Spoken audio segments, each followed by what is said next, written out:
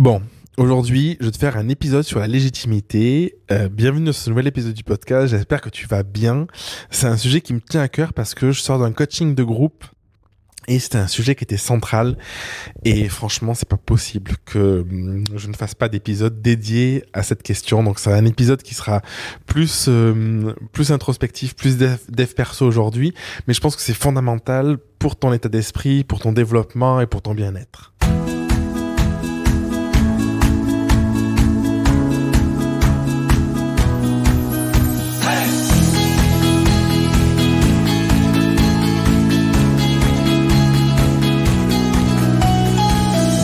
Alors aujourd'hui, je vais te parler de légitimité. C'est quelque chose qui revient souvent.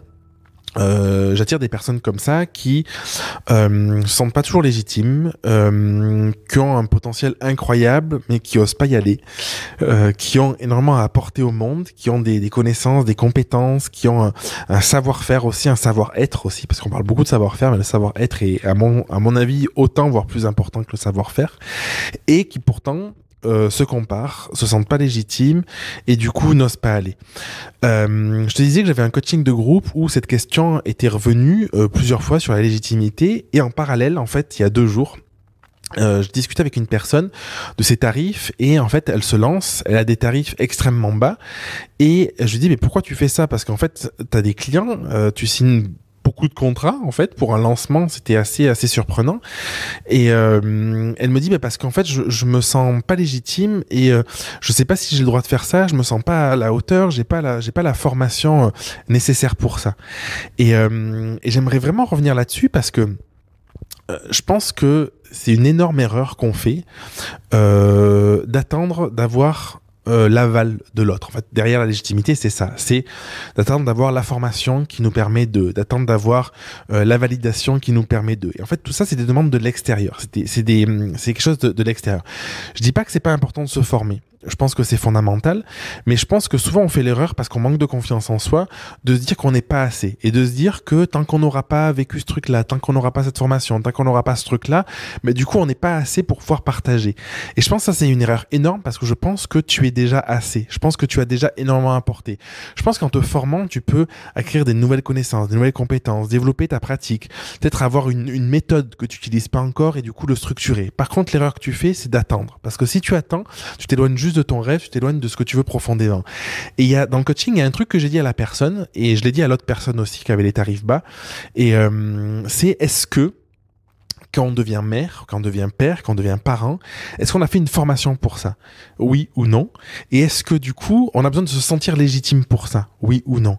Et en fait, c'est une question, je pense, qui est fondamentale parce que la légitimité, il y a que toi qui peux te la donner. Il y a que toi qui peux te dire un jour, j'ai envie de devenir parent. Peut-être que ce sera dur, peut-être que ce sera compliqué, j'en sais rien, peut-être que ce sera merveilleux, mais en tout cas, je me sens d'y aller et du coup de se donner la légitimité de faire les choses et la légitimité d'avoir un enfant, tu vois.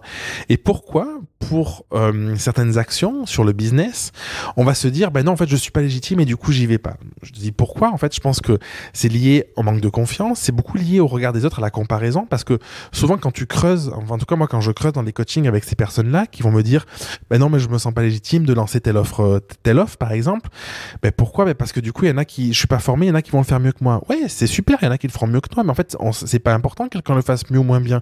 Ce qui est important c'est que toi tu le fasses avec ta vision, avec ce que tu sais aujourd'hui, et ton offre elle va évoluer.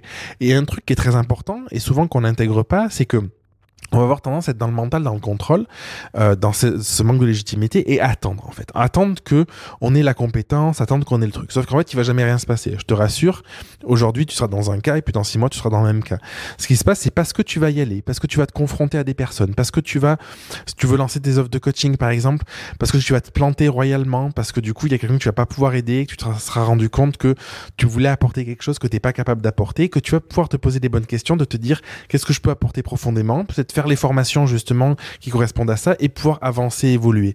Et il y a que dans l'action, il y a que dans la mise en place concrète des choses que tu peux avancer, évoluer. Tu peux te poser un million de questions, tu peux te sentir légitime, pas légitime dans ta tête, tu peux te dire je pourrais le faire comme ci, comme ça, je pourrais dire tel truc à telle personne ou pas telle personne. Tant que ce n'est pas réel, tant que ce n'est pas concret, ça n'existe pas hormis dans ta tête. Et ça n'existe pas, ça veut dire quoi? Ça veut dire que tu n'as pas de feedback, ça veut dire que tu n'as pas de recul sur les choses. Et si tu n'as pas de recul, tu peux pas avancer en fait. C'est très compliqué. En tout cas, c'est vraiment vraiment ma vision, c'est ce que j'ai expérimenté et c'est ce que je vois chez les personnes que j'accompagne. Ce blocage-là qu'elles peuvent avoir à vouloir aller dans une direction et à le garder qu'intérieurement, à ne jamais le mettre dans la matière, dans le concret. Et du coup, si jamais dans la matière, dans le concret, du coup, ça n'existe pas finalement.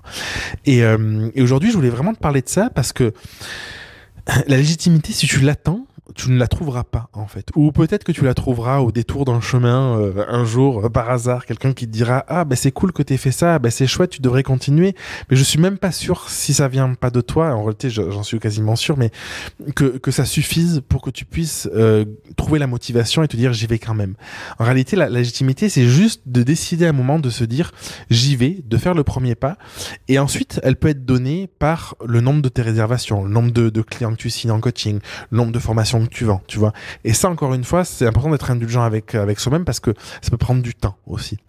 Et c'est pas toujours lié à la légitimité parce que parfois tu peux avoir un problème de stratégie, un problème de structuration, un problème de visibilité. Enfin, il y a plein de choses dans la conversion qui font que ça peut fonctionner ou pas. Mais la légitimité de te dire, je me lance dans un projet et je m'autorise à partager ce que j'ai à partager au monde, ça c'est que toi, c'est que personnel. Et dis-toi un truc, c'est que je pourrais faire un épisode dédié à ça, mais je voulais t'en parler parce que je pense que ça peut être intéressant dans ces questionnements-là. C'est que souvent on se sent pas légitime parce qu'on se compare. Pourquoi ? Parce que on compare ce qu'on croit connaître de soi à ce qu'on croit connaître des autres. En réalité, en fait, déjà, tu en connais peut-être pas, tu connais peut-être pas assez de choses c'est pas de pas connaître assez de choses, mais on a une vision de soi qui est souvent erronée. J'ai du mal à l'exprimer, tu vois.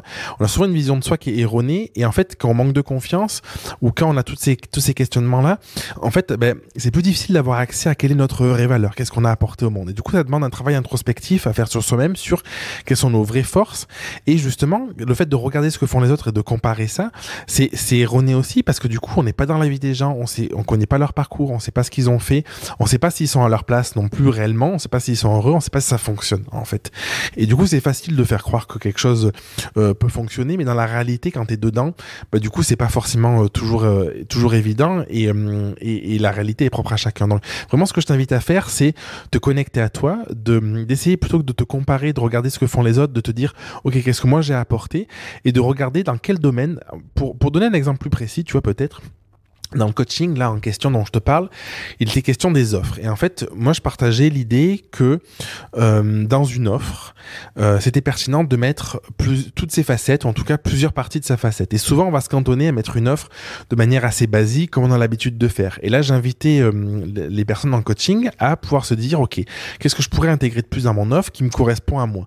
Et c'est là où la personne me disait, je pourrais intégrer 1 heure d'échange supplémentaire sur le sujet de la parentalité, mais je suis pas légitime de parler de la parentalité. Et je lui disais, en fait, t'es pas légitime si tu te compares à quelqu'un qui a fait des études dans la parentalité, qui a fait des études dans la psychologie de l'enfant, ou des choses comme ça. Par contre, tu es légitime si tu es juste à ta place de dire, je suis mère de 3 enfants, j'ai eu des grosses difficultés pendant mes grossesses, pendant les naissances, j'ai eu des difficultés pendant l'accouchement, il s'est passé des trucs profonds en moi, et du coup, aujourd'hui, je suis en mesure de partager mon savoir, mon expérience, mon vécu, parce que j'ai vécu beaucoup de choses, je les ai conscientisées à des personnes. Et en fait, quand tu te ramènes à toi, quand tu te ramènes à quelque chose de concret, qui est juste de ton histoire et juste partager ce que tu as vécu et permettre aux personnes de faire le lien avec ça, là, t'as pas à être légitime ou pas légitime parce que tu es légitime de partager ce que tu as vécu, en fait. C'est quelque chose de réel et la difficulté, c'est de vouloir partager ou vouloir être quelqu'un d'autre que soi. Mais à partir du moment où tu te reconnectes à toi et tu fais abstraction de l'extérieur pour te connecter à l'intérieur, tu verras que c'est beaucoup plus simple. Donc, si tu te poses une question aujourd'hui de légitimité, si tu te demandes si tu dois faire quelque chose ou pas quelque chose, si tu te sens pas légitime et si tu sens que c'est pas juste, demande-toi si ce projet, en fait, il est nourri par qui tu es et il va mettre en avant qui tu es profondément, ou si ce projet, il est nourri par l'envie de ressembler à quelqu'un d'autre ou de partager ce que quelqu'un d'autre pourrait partager, que du coup, c'est pas vraiment toi et du coup, c'est peut-être pas un problème de légitimité, c'est juste que t'es pas à ta place dans ce projet-là. Voilà ce que je voulais te partager aujourd'hui. Je te souhaite une merveilleuse fin de journée ou soirée quand tu écouteras cet épisode et je te dis à la semaine prochaine pour un prochain épisode. Merci d'avoir écouté l'épisode jusqu'au bout. Si tu veux participer à l'émission et me poser une question, je t'invite à te rendre sur www.jeremyguillaume.fr/podcast et à remplir le formulaire prévu à cet effet. Je te donne quant à moi rendez-vous mardi prochain pour un nouvel épisode. Et en attendant, si ce n'est pas déjà fait, je t'invite à t'abonner et à laisser un avis sur Google Podcast ou Apple Podcast. Et si tu penses que cet épisode peut aider une personne de ton entourage, je t'invite à lui partager afin de l'aider à avancer. Je t'embrasse.